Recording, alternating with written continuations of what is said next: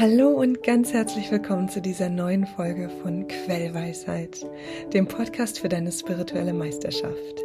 Ich bin Marlene Katharina und gebe dir Quellbotschaften aus dem höchsten Bewusstsein durch, die auf tiefsten Ebenen wirken. Denn es ist eine Schwingungsübertragung, die stattfindet und dich daran erinnert, was du wirklich bist. Wir freuen uns so sehr, heute hier mit dir, mit euch zusammen zu sein und euch aus den höchsten Höhen die tiefsten Botschaften eures Herzens zu übermitteln. Wir sind durch euch hindurch ein Strom der Liebe, ein Fluss des Bewusstseins. Wir sind, was ihr seid, physisch sichtbar durch euch hindurch. Und somit ist es uns eine große Freude, mit euch zu spielen, in eurem Alltag mehr und mehr bewusst ausgedrückt zu sein. Und wir laden euch ein, euch nicht mehr zu begrenzen in eurem Ausdruck, laden euch ein, euch vollkommen fließen zu lassen durch alles hindurch, euch bewusst zu sein in allem und jedem Ausdruck, der euch vor das physische Auge fällt, der euch aus euch heraus bewegt, den ihr seid, den ihr erlaubt. Wir laden euch ein, mehr zu spielen, mehr Leichtigkeit zu fühlen. Wir laden euch ein, das zu sein, was ihr wisst zu sein. Es ist einfach gesprochen und doch nicht immer das Leichteste auf Erden, denn der irdische Mensch empfindet sich als individuell, nicht Teil des Ganzen. Je mehr du dich löst ins Sein, das ganze Sein hinein, desto mehr empfindest du, dass du weder das eine noch das andere bist und doch beides in dir vereinst. So möchten wir heute eingehen auf das Männliche, das Weibliche, den Ausdruck des Männlichen, den Ausdruck des Weiblichen. Es mag euch als ein großes Thema erscheinen, denn dies signalisiert die größte Polarisierung der Menschheit. Die Polarisierung in zwei verschiedene, zwei unterscheidbare Sorten, wenn man es so sagen will.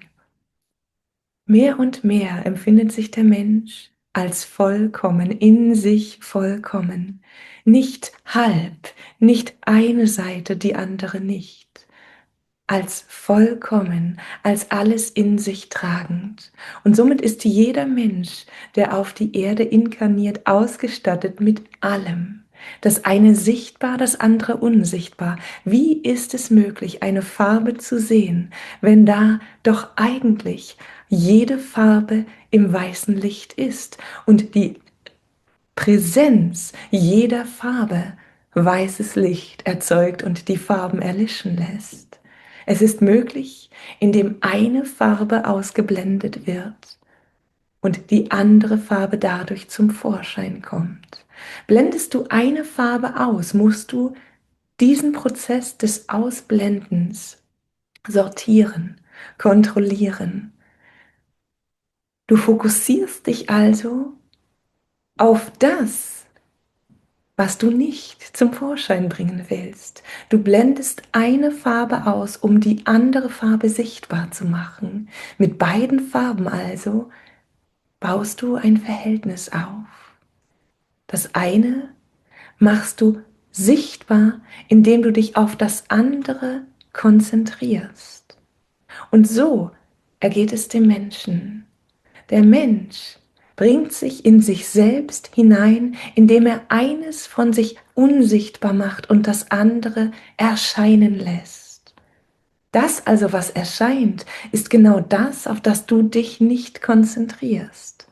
Und so gelingt es dem Menschen manches Mal mehr und manches Mal weniger, sich als vollkommen zu erleben. Es gelingt ihm mehr, wenn er weiß, dass das, was nicht sichtbar ist, automatisch mitgebracht wird, dass das, was sichtbar ist, das Ergebnis von dem, das unsichtbar ist, ist.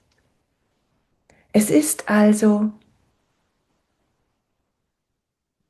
kontraintuitiv, könnte man sagen, counterintuitive, ganz anders herum als das, was ihr erlebt.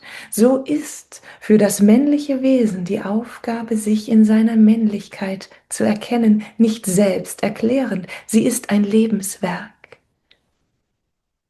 Das Selbstverständliche wurde ausgeblendet, um das zu erfahren, wo die Sehnsucht nach Meisterschaft bestand. Befindest du dich also in einem männlichen Körper, so weißt du, dass du gewählt hast, das männliche Prinzip im Physischen zu ergründen. Den physischen, irdischen Erdenmensch zu leben und zu erfahren als Mann. Befindest du dich in einem weiblichen Körper, so hast du für dich die Reise gewählt, die Weiblichkeit in dir zu erkennen. Die Weiblichkeit ausgedrückt zu wissen, dich mit ihr anzufreunden und ihre Qualitäten zu erleben, zu ergründen und mit ihnen in Frieden zu gehen. Das Kind, das geboren wird, hat nicht durch Zufall in der deutschen Sprache den sächlichen Artikel. Das Kind empfindet sich als das Wesen, das es ist. Es kommt auf die Welt und lernt, dass es in einer Form ist, die scheinbar die andere nicht mit sich trägt. Es empfindet sich jedoch als vollkommen, als so wie es ist, als es, das Göttliche, alles was ist. Das Kind bringt alles mit sich und lernt dann, dass ein Teil dieses, was es mit sich bringt, nun ergründet werden will. Das in einen weiblichen Körper hinein inkarnierte, sucht, das zu ergründen, in dem es sich befindet. Jener, der von außen betrachtet, kann sich ein Bild davon machen, erlebt jedoch nicht das, was darin geschieht.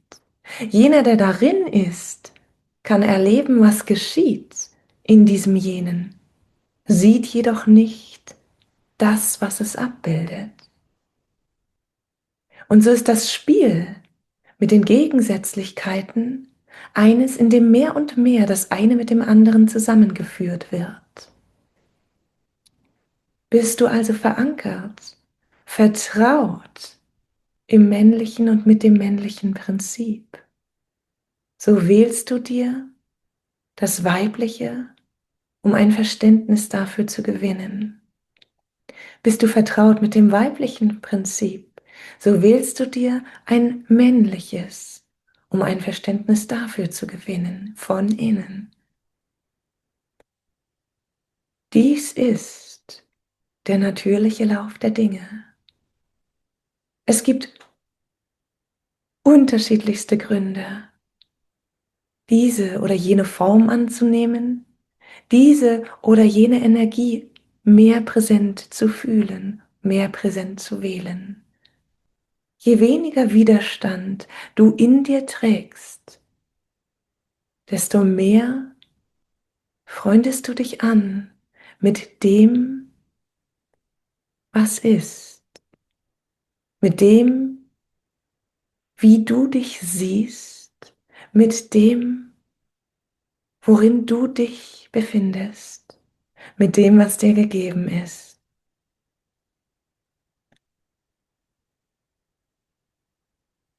Die menschliche Erfahrung ist stets und ständig eine Erfahrung der Begrenzung.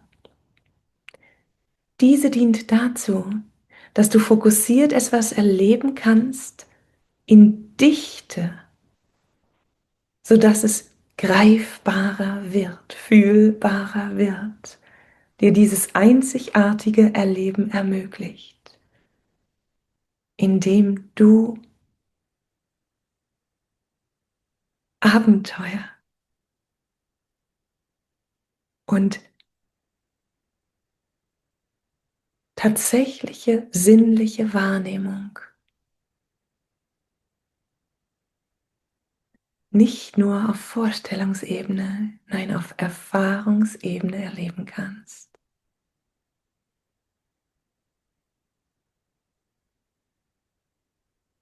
Das Trennen also in Jenseits und Diesseits ist der erste große Schritt, um in die Welt zu gelangen.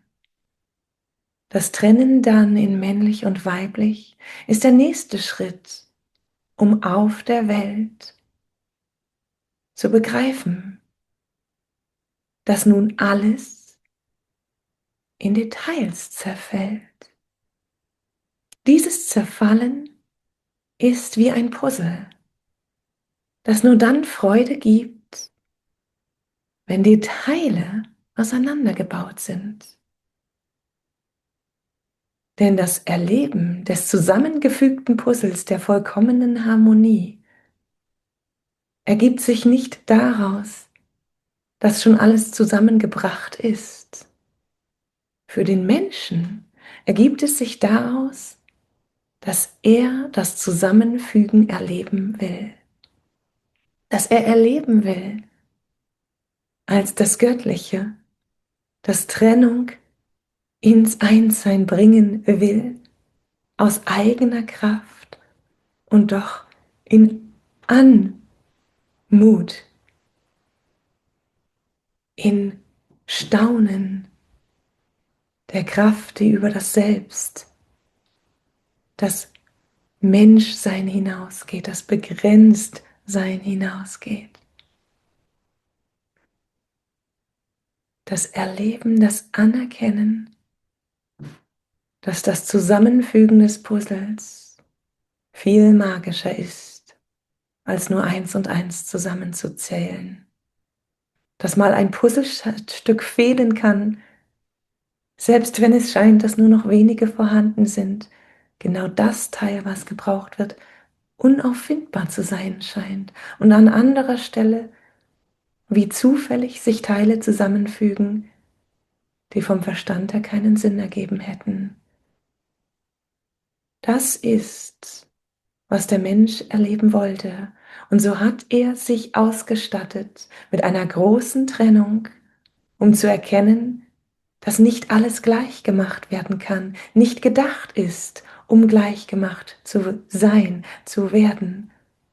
Dass selbst sichtbar für das menschliche Auge, für die grobe Wahrnehmung, für die nicht erinnerte Wahrnehmung, nicht feinfühlende Wahrnehmung, dass selbst für diese grobe Wahrnehmung, der das Vergessen zugrunde liegt, offensichtlich ist,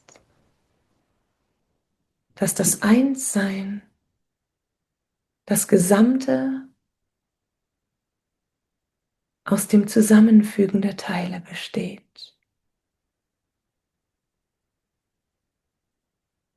Das menschliche Puzzle besteht nicht daraus, dass zwei zusammengehören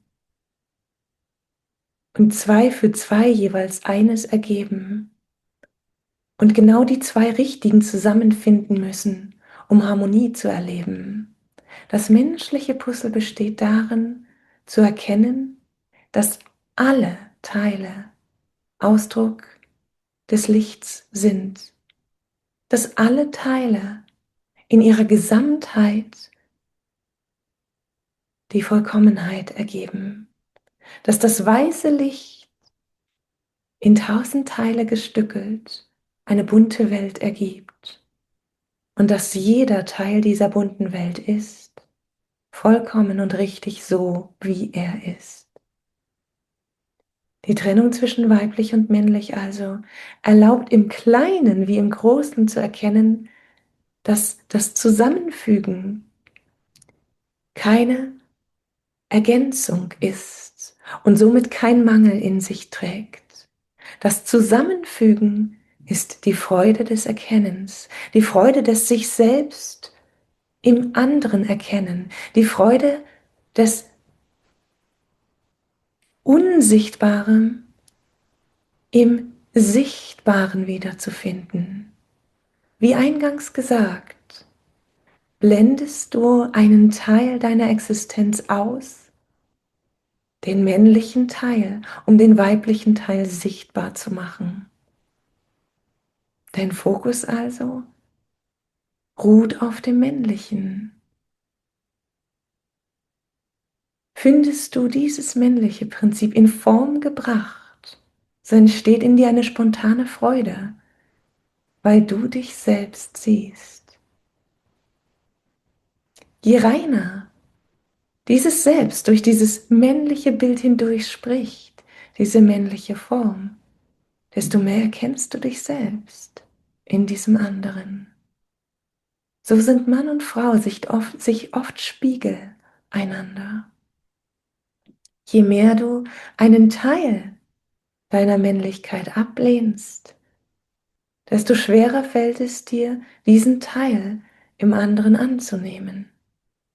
Je mehr du einen Teil von dir selbst, von deiner weiblichen Form ablehnst, desto schwerer fällt es dir, diesen nicht sichtbaren Teil im anderen anzunehmen.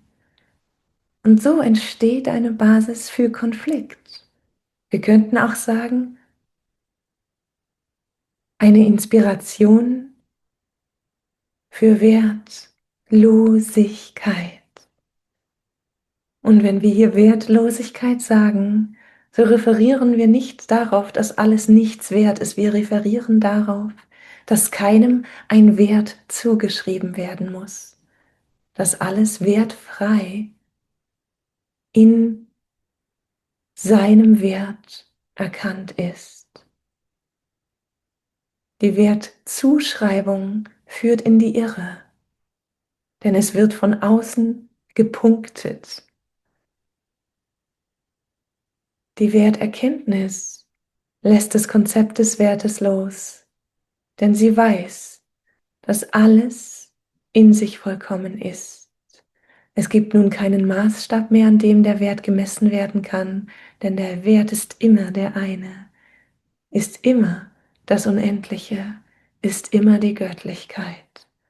Nein, es gibt keinen Menschen, der göttlicher ist als ein anderer. Allein die Erkenntnistiefe der eigenen Göttlichkeit lädt dazu ein, mehr oder minder dieses Göttlichsein abzubilden, durchzuerlauben, fließen zu lassen, in reinster Form auszudrücken. Jener, der fürchtet, dass das, was sich durch ihn ausdrückt, eine falsche Form annehmen könnte. Jener, der fürchtet, dass das, was durch ihn fließt, durch die Nichtkontrollierbarkeit etwas tut, was es nicht tun soll, geht in den Widerstand. Es ist immer ein Widerstand gegen sich selbst.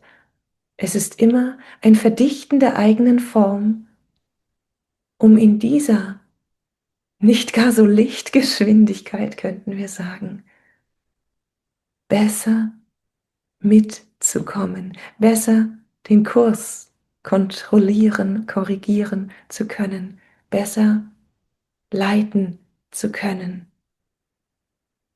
einschränken zu können oder schlichtweg besser die Form bestimmen zu können.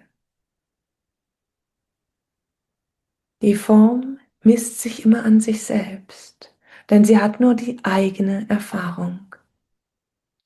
Hast du also die Formerfahrung von dir selbst, so misst du jede andere Form an deiner eigenen.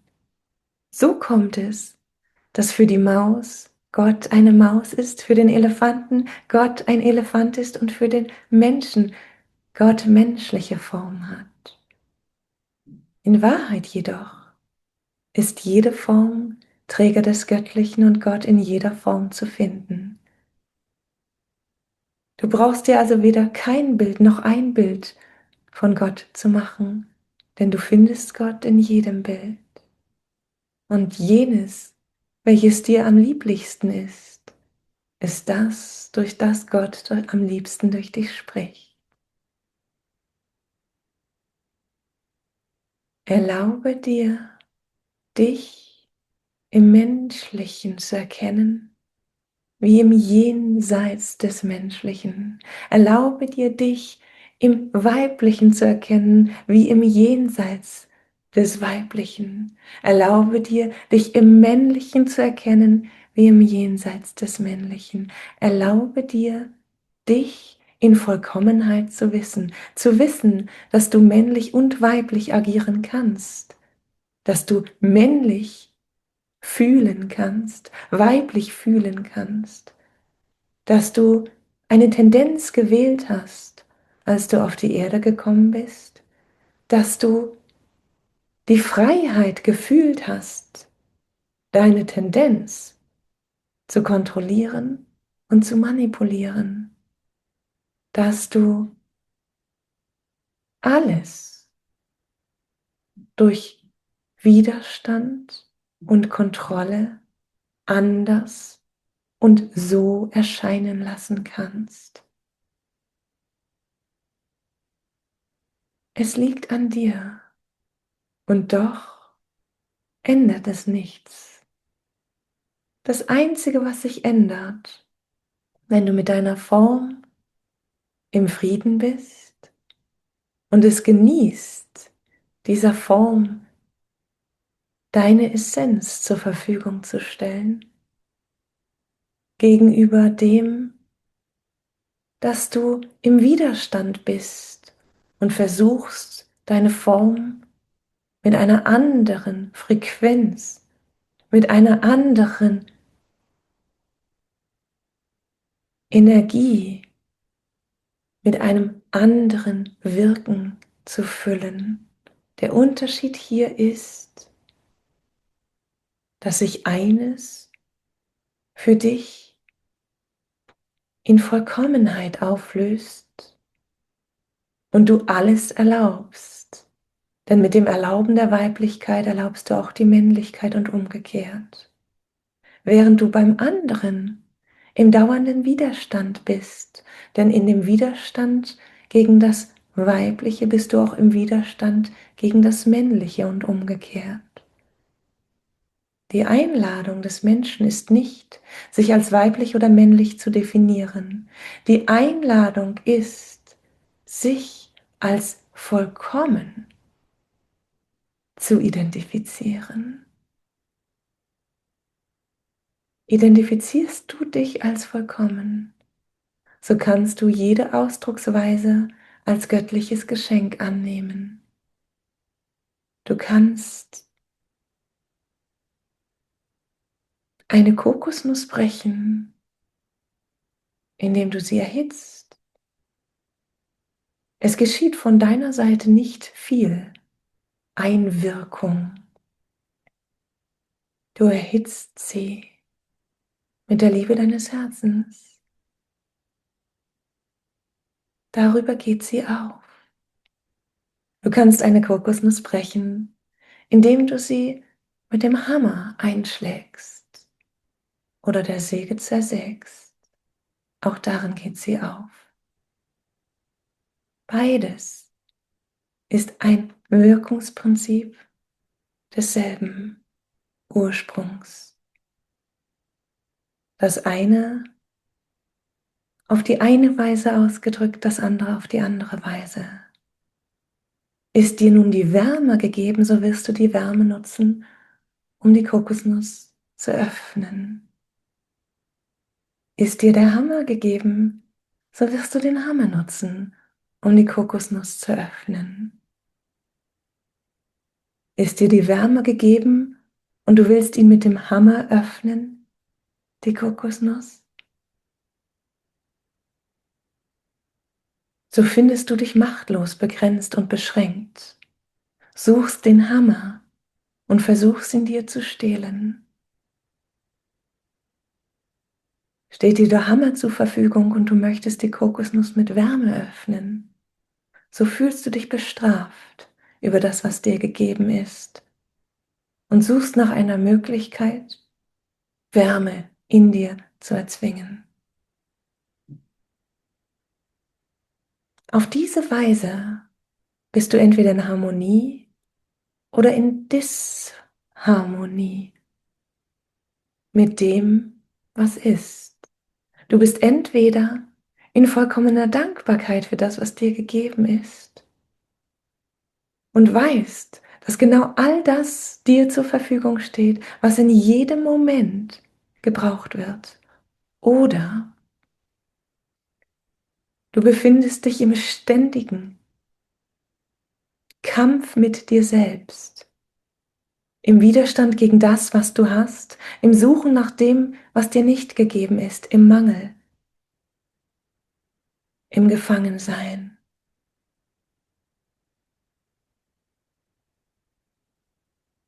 Definierst du nicht das eine noch das andere,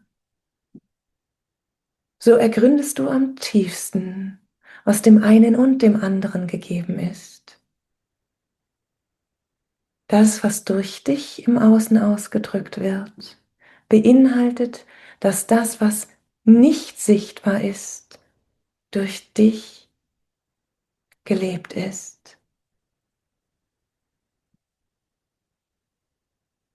Drückst du dich also aus mit deinem Hammer, so wie es dem Hammer entspricht, so fühlst du keine Krafteinwirkung auf diese Kokosnuss. Du fühlst dein natürliches Sein. Von außen mag dies anders ausschauen, doch für dich fühlt es sich leicht und frei an. Bist du die Wärme und siehst die Kokosnuss sich öffnen, brechen, aufbrechen unter dem Strom deiner Wärme. So fühlt es sich für dich natürlich an, nicht zwingend, nicht grob. Von außen mag dies anders aussehen. Vielleicht fühlt es sich auch genau andersrum für dich an. Vielleicht fühlt es sich so an, als würdest du viel tun, da du diese Wärme bündelst. Vielleicht fühlt es sich an, als würde viel geschehen, viel Kraft fließen, da sie fließt. Während von außen es scheint, als würde nichts geschehen und die Kokosnuss ganz von allein brechen.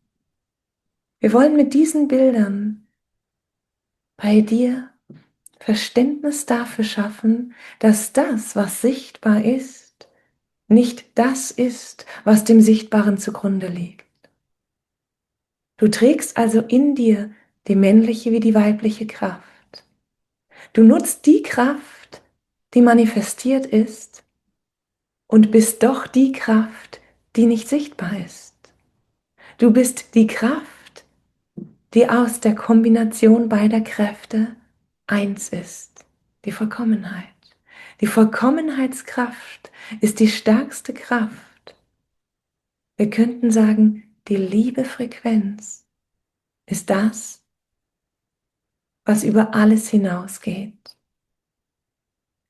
Will sagen, jener, der beide Kräfte in Harmonie in sich weiß und erlaubt,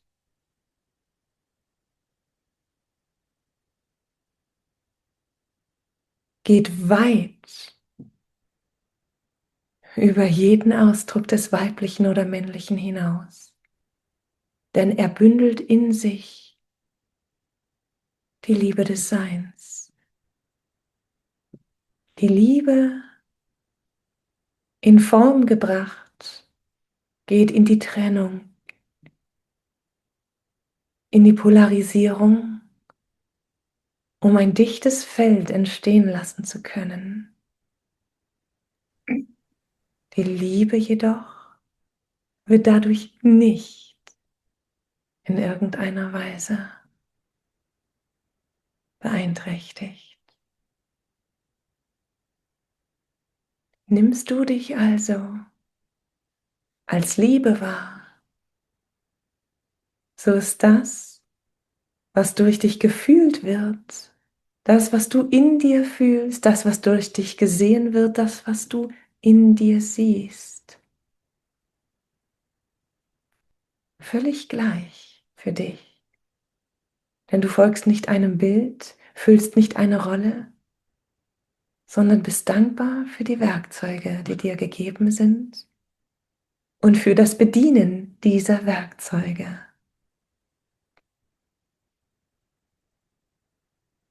Hast du also den weiblichen Ausdruck als Körper gewählt, so bedienst du mit der männlichen Kraft dieses weibliche Werkzeug und umgekehrt. Doch sein tust du stets und ständig das, was alles ist. Das, was nicht in männlich und weiblich zerteilt werden kann, denn es ist beides zugleich. Es ist das Licht, das, wenn es nicht gesehen wird, Dunkelheit ist. Doch das Licht, nicht gesehen, ist nicht Licht. Es bleibt Licht. Und so bist du alles, was ist.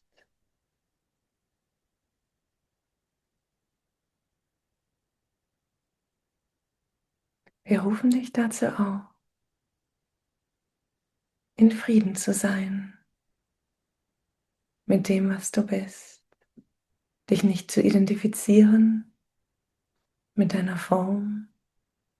Dich nicht zu identifizieren mit einer Form, die dir gegenüber ist. Dich nicht zu begrenzen durch das, was du wahrnimmst, was ist, durch das, was du wahrnimmst, was nicht ist.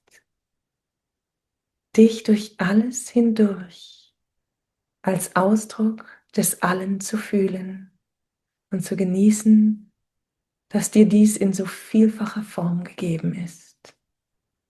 Der Mensch ist in der Auflösung der Polaritäten begriffen. Und so löst sich in ihm die Identifizierung mit dem einen sowie dem anderen Prinzip. Was bleibt, ist Harmonie. Was bleibt, ist ein Gut damit sein, wie es sich ausdrückt, ohne kontrollieren, manipulieren zu wollen zu müssen, ohne bewerten zu müssen. Erlaube dir dein göttliches Sein durch jede Form hindurch und liebe deine Form für das, was sie ist.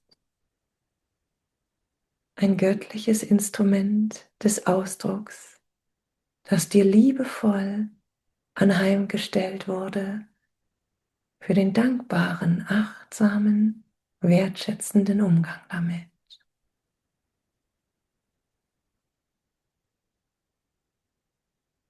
All die genannten Bilder sind Hilfsmittel, um dich in deiner Selbstverständlichkeit zu erkennen, in deiner Vollkommenheit zu erkennen, in deinem Sein zu erlauben.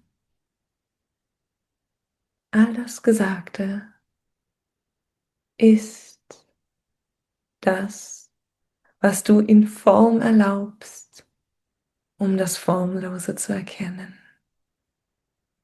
Und so laden wir dich ein, ganz du selbst zu sein, in der Freude der Erfüllung, die sich dir daraus ergibt. Du bist vollkommen, du bist das Licht, du bist alles, was ist.